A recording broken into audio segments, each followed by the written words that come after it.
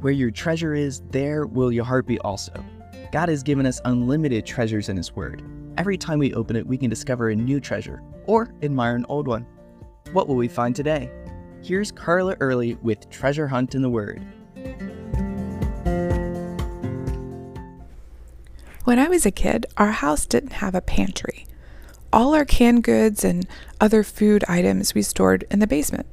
So when my mom needed potatoes or something that she was making for dinner, she'd holler down and tell me to bring up whatever it was. Now usually I was in the middle of something.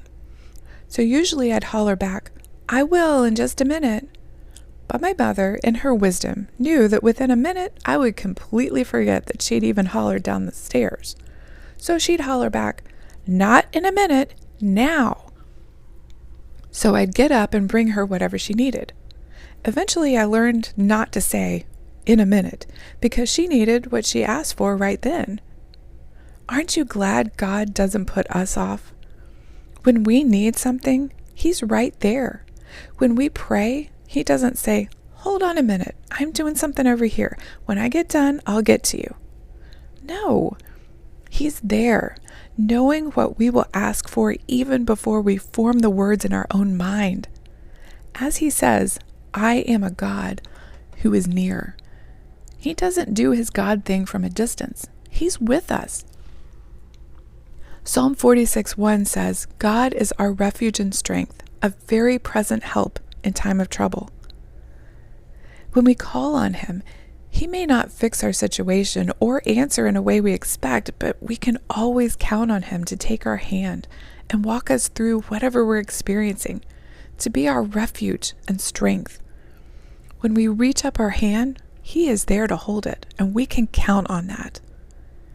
The psalm goes on to say, "Therefore," in other words, because God is our refuge and strength and present help, we will not fear.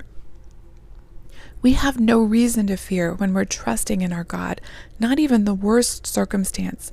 And listen to this circumstance.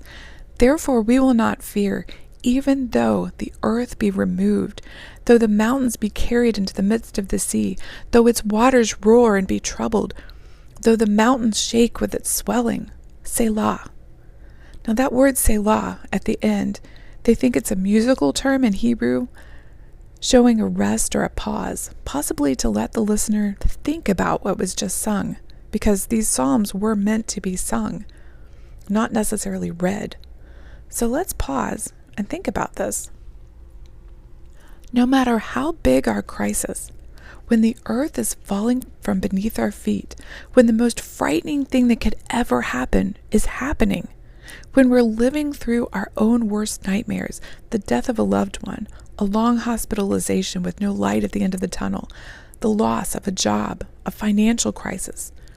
So many things can happen in just the blink of an eye to turn our world upside down.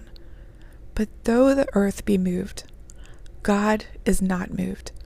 Though the mountains are shaken, God cannot be shaken. If everything around us crumbles and falls, God still stands, and He is our refuge and strength, the rock on which we stand. He is our very present help. We can depend on Him. We are, in fact, helpless without Him. Who or what do you depend on when you need help? What if everything in your life crumbled to pieces? Could you honestly say, "I will not fear"? You can contact us at treasurehuntintheword@gmail.com. We'd love to hear the treasures God has given you through His Word. You can listen to other episodes on our website, which you can find in the description below.